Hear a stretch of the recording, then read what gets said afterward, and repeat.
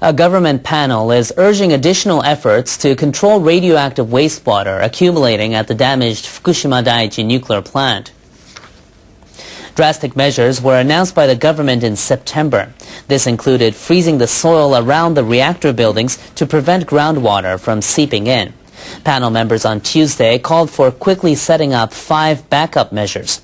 These would involve building large storage tanks with double outer walls, also sealing cracks and holes in pipes with concrete. Panel members said paving the ground with asphalt would prevent rainwater from seeping in. They said measures to surround the wall of frozen soil with another wall was put off for later discussion. Here is to vacant space. There used to be 2 tanks. The tank in the middle, that was the top of the tank, and the tank just ahead of us. This was removed because we can disassemble the top of the tank. Now both tanks have been disassembled, and we examined every pieces of the tank, top of the tank, and we identified some packing problem. So, you know, the packing between the flanges was very wiped out, very winding shape, like the letter W. Do you know if radioactive particles are still entering the atmosphere? Oh, sure.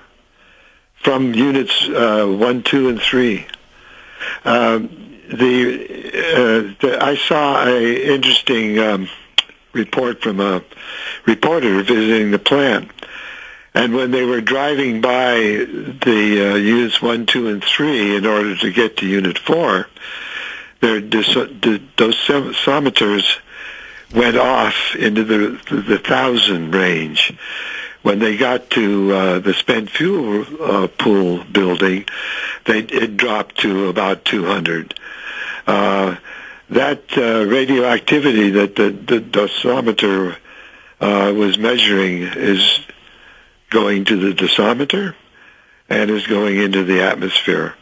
So it is still emitting radioactive materials, not in explosive form, not in a gigantic form, but it's going to keep emitting that for 1,000 years or so.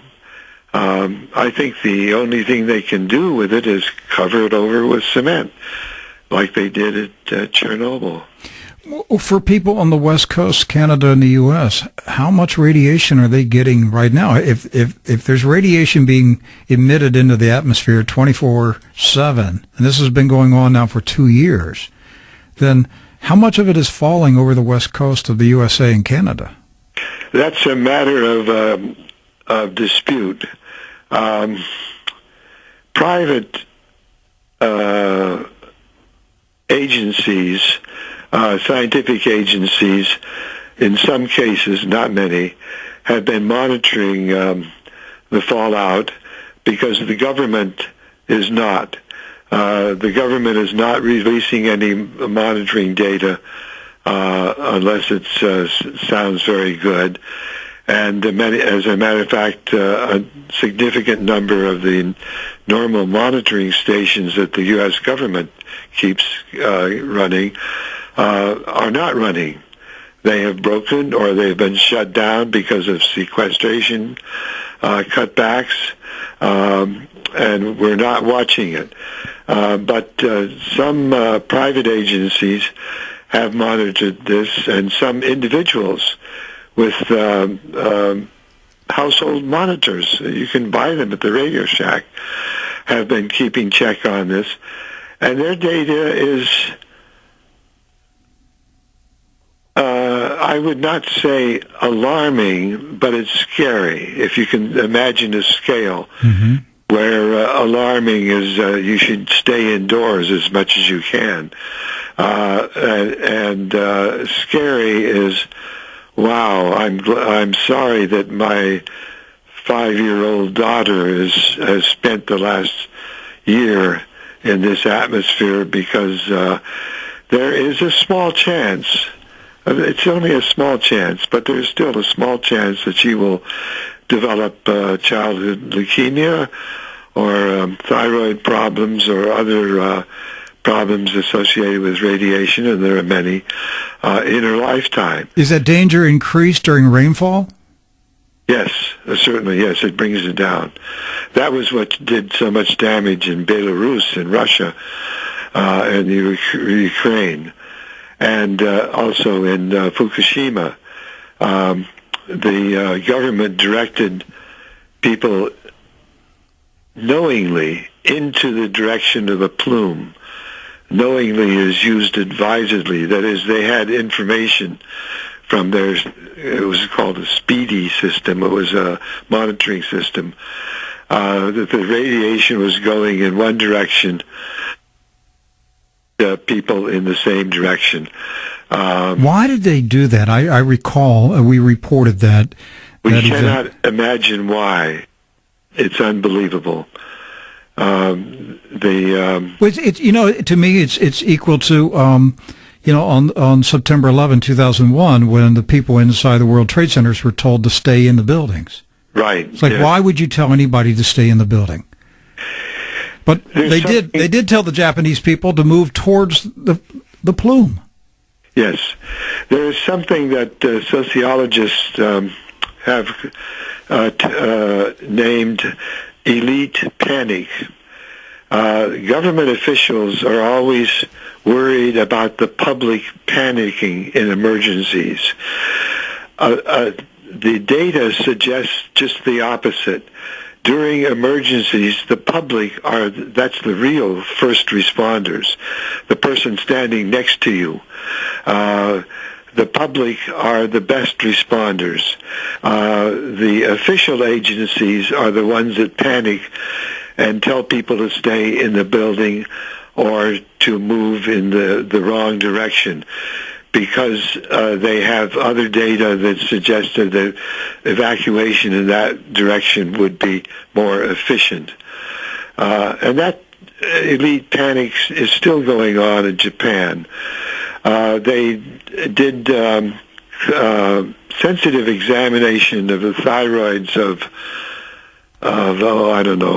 2,300 children, and they discovered that over 40% of them had cysts and nodules that were enlarged. But they said, don't panic. As a matter of fact, to prevent people from panicking and thinking of thyroid disease, they did not release the data to the individual people, to the 41% of children that were detected to have these. Those kids, if you were a part of that sample and you wanted to know whether you had enlarged thyroid nodules or growths, you had to go to a private doctor to be tested, because the government has panicked. Because what are they going to do with those 47%? And this is just a part of the children that were exposed. It wasn't all the children that are exposed. If you catch thyroid cancer early, it's treatable and can be prevented. They're not catching it early. They're not even going to retest these children. And perhaps it has a lot to do with TEPCO being unwilling to accept responsibility for this disaster. So they just basically are in denial of all these things happening. It has to do with that, and it has to do with government expenditures. Yes. They're asking people to move back to communities that I think, and many scientists, experts, doesn't matter what I think, many experts think are dangerous, that still have high radiation levels. But if they don't go back and they stay away from that danger, they will lose their compensation payments, which are not much, a few $1,000s a month. But then the government is running out of money to pay this. So if they tell the people, now you can go back and we no longer have to pay you compensation payments, they will save a lot of money. The Bank of Tokyo, or Tokyo's banks, are going to be busted. And Japan is financially has been in dire straits for quite some time, and they're fighting in deflation, and the last that they need is even greater stress on their economy right now. I'm going to get two more questions in before I let you go. Are we literally on the verge of seeing Japan ceasing to exist as a nation? Is it this serious? If we have a serious accident at the removal thing, or a serious earthquake, yes. And the chances are we will get through it. I don't think that it's guaranteed that there's going to be a nuclear holocaust from these events, but there is a high risk, and we should do everything we can. There's I think it's 150,000 of us now have signed a petition to the UN and to Japan to bring in international experts, delay the removal until we have double-checked everything and experimented with everything, done trial runs. Fortunately, they were supposed to start November 8th, but they postponed it for 2 weeks while they did a trial run. And I think that was a result of the kind of pressure they're getting from petitions like the one I have signed. So there's a lot of concerned people, knowledgeable people, not necessarily experts, but knowledgeable people who are concerned about this. And they are not panicking, and so we shouldn't panic. Okay, final question. Aside from reactor number 4, which is what we've been talking about today, is there anything else going on with the other reactors, 1, 2, and 3, that you're concerned about?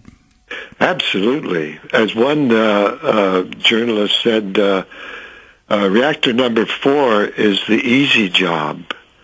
We can get to those things and pull them out. We know how to do it.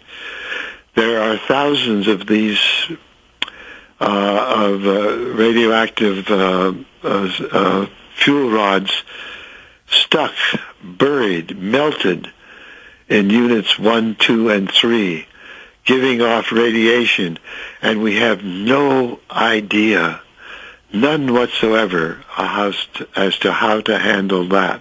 Number 4 is the easy one. Number 4 is the easy one.